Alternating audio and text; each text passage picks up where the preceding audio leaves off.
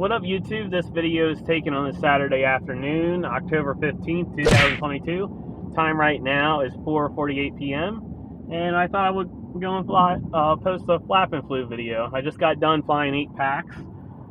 I flew by myself. Originally, I was going to fly with Stacy, but he wanted to fly up more north, and traffic is bad, so I wanted to keep it local. So I had 8 packs. You'll be seeing some of those packs over this video right now. I flew the whole day with janky props. I started out with janky props, and I didn't break any props, and I didn't break anything, so I must have not been flying hard enough. But I'm kind of tired of breaking stuff, so, you know, I had fun just going out and flying. Things pretty much got back to normal here since Hurricane Ian. Obviously, in the Central Florida area, we really didn't get hit that hard, like down in South Florida. But I've just been, I haven't really been doing any hobby projects recently. I've been doing a lot of housing projects. I had to do some plumbing issues. I don't know if you remember, but on the last Flap and Flew video, I talked about how I had a rat in my house or a squirrel, and I never actually did catch it. Well, I found out how it was getting into my house, and basically, you know, my house was put together by a guy who was a self-proclaimed plumber or electrician. So since I've been in my house over the years, I've noticed some things that have been done in ways that I wouldn't have done it. And this was no exception. So basically, that rat or squirrel or whatever it is, I never figured out what it was. It was coming in the house through a hole that was in the floor. Obviously, I have a crawl space under my house. And that hole in the floor was for the drain for the dishwasher. Now, I don't use my dishwasher at all. Now, how the guy had the dishwasher hooked up was with a garden hose. So what I found was this rat or squirrel. I think it was more of a squirrel, because I think if it was a rat, I would have seen a lot more of them instead of just one. It chewed the garden hose completely out, and like I said, I don't use my dishwasher at all. And it was coming up in and out of that hole since it chewed the garden hose away. And then I found out that where my dishwasher is, it's right next to the corner, and then on the other side of the corner is my stove. There's like a cavity behind the cabinets, so it was just going behind my cabinets, behind the oven, and then that's how it was climbing up and getting that bag of rice that was sitting on the counter. So the good news is it was never in my cabinets. My cabinets are completely sealed from that cavity that's in the back. So since I don't use my dishwasher at all, I took a piece of scrap wood and I screwed it over that hole, cut it off, and then there was some rodent poop back there, so I vacuumed it all out and then put it back together. So in the future, if I need to use my dishwasher, I gotta figure out how to hook it back up and try to hook it up right. Now, in that whole process, I didn't realize the dishwasher was hard copper piped from the sink, and it sprung a leak because I pulled on it. I was pulling on the dishwasher not knowing it was hard copper pipe. So that day I went, and the way it's plumbed up to the sink, which I found out is not the way that you're supposed to do it, is that they had a PVC T with a threaded male end on it on the T, and then the copper fitting was threaded into that.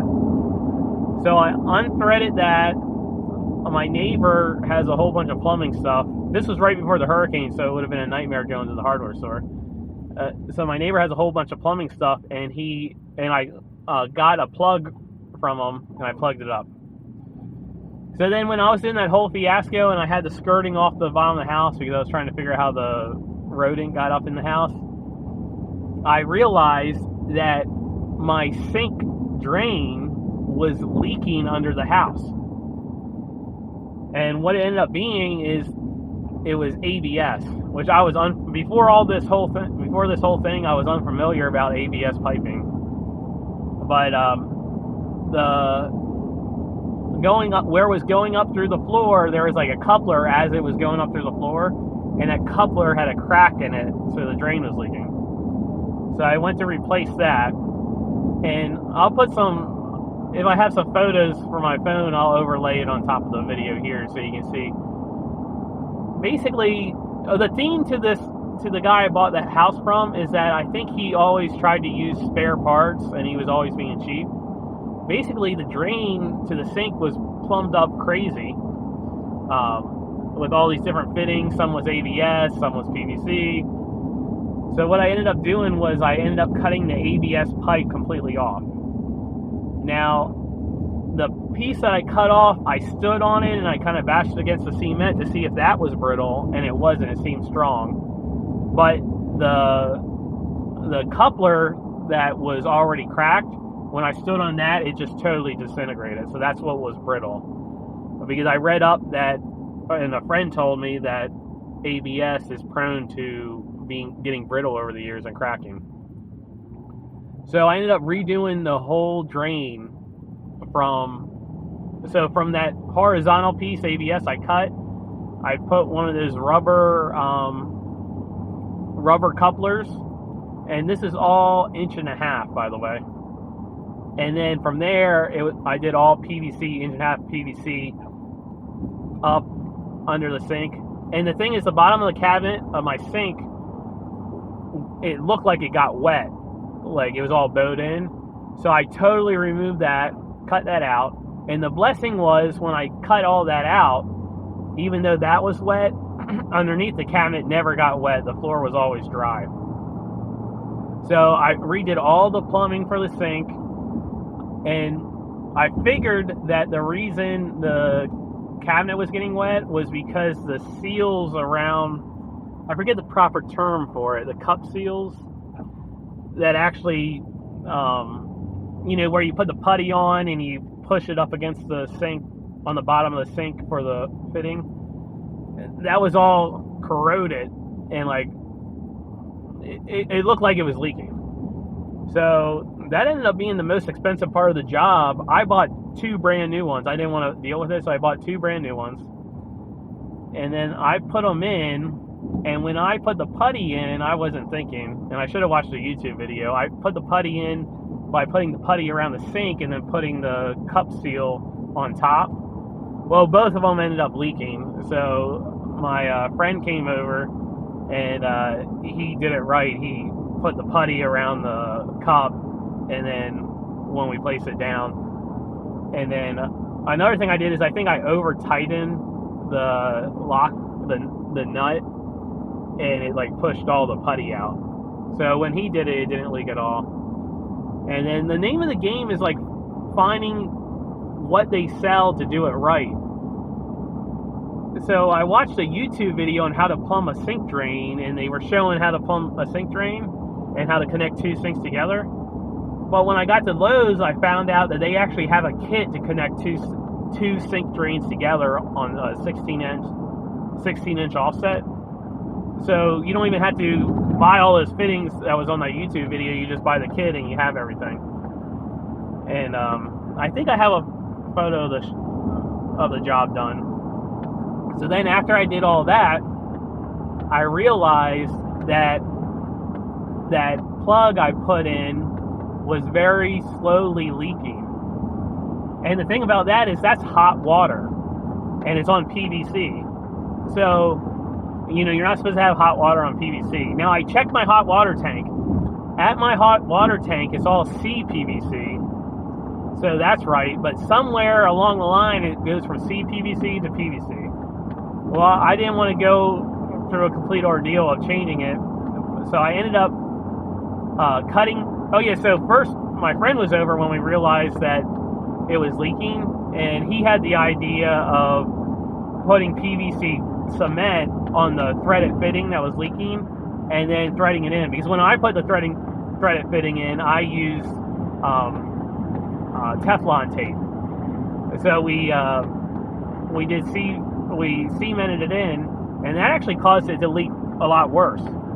So I ended up having to cut that out, and I put a coupler in, and that was 3/4. So that was 3/4 PVC.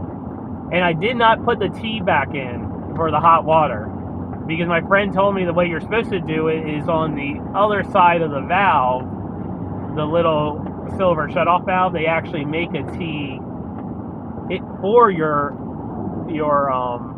dishwasher if you want to, put that in. So after redoing all that, it doesn't leak anymore. So that was a big ordeal. I always say the joys of home ownership.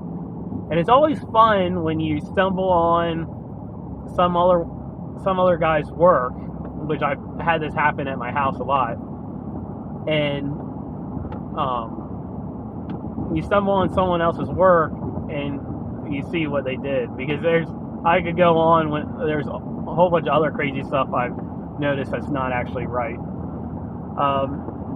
Oh yeah, like another thing, just today, after Hurricane Ian, I realized that my one UPS had a bad battery. So I bought a new battery for it, but that UPS was kind of small. So I bought a new UPS that was bigger, but I bought a battery for the old UPS. So I took that UPS today, I put the new battery in it, and then I took the circuit board out, I removed the buzzer, because even though they have a sound off button, it always beeps. And then I put that UPS in my house, in my bedroom, and I put my Sony digital clock to it, because I have brownouts at my house on a weekly basis, and then I had to constantly reset the time on that digital clock. So now I have my digital clock on a UPS, and the beeper's off, so it's never going to wake me up if the electric cuts in and off. But when I did all that and I plugged the UPS in, it's an APC UPS, a light lit that I've never seen lit before, and it says building wiring fault. So I unplugged the UPS, I plugged it in the outlet across from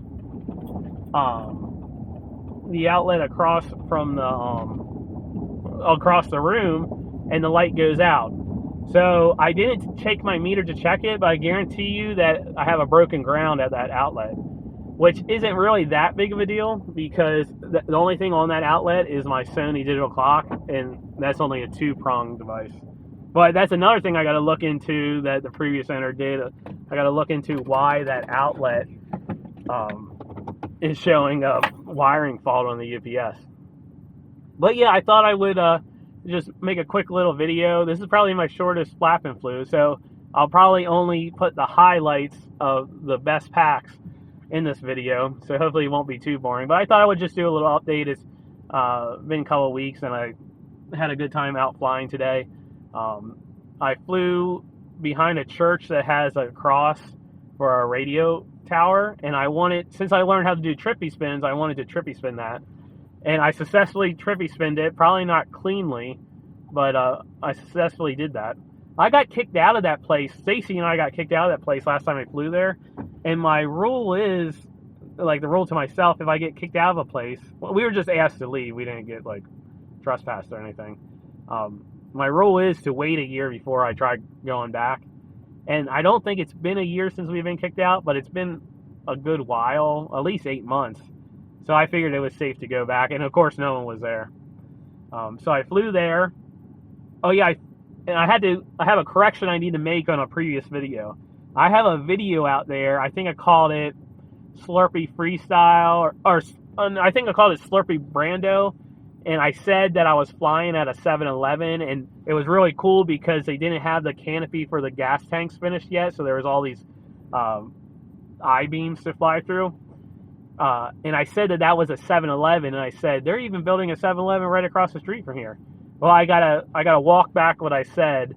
It turns out that it's actually a Circle K. So they have all the signage up and everything. That's a Circle K. So you'll see some videos of flying there. And then that 7-Eleven that's across the street, I flew there too.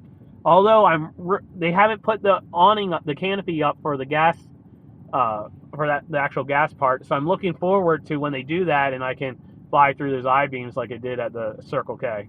So I thought I would mention that I needed to correct that. But anyway, thanks for watching. I hope you enjoyed this video. Let me know what you think. I thought I would just do I call these flap and flues, but really these are like in disguise general update videos, kind of like vlogging my life. I like to post things that I would like to watch, and I think 10 years from now, like the things I mentioned about the problems with the sink and stuff, I would be interested in hearing myself talk about that 10 years from now. That's why I post these type of videos.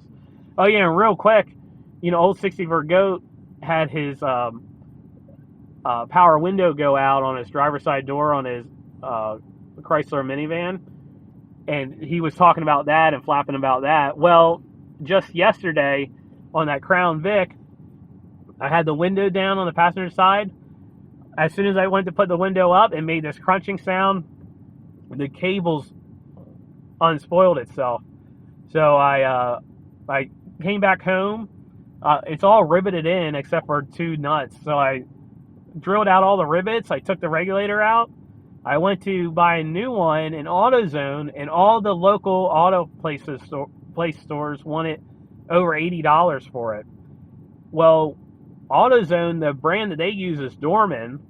So I went and I checked that brand with that number on Amazon, and it was $60. So I saved $20 by going on Amazon. Of course, I got to wait 2 days, but I have multiple cars, so that's not a big deal. So I thought I would just mention that broke, and I saved $20 just buying it off of Amazon.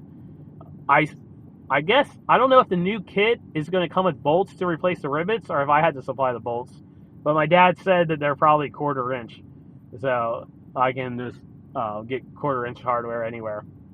But yeah, when I bought that Crown Vic, none of the windows worked except for the driver's side window.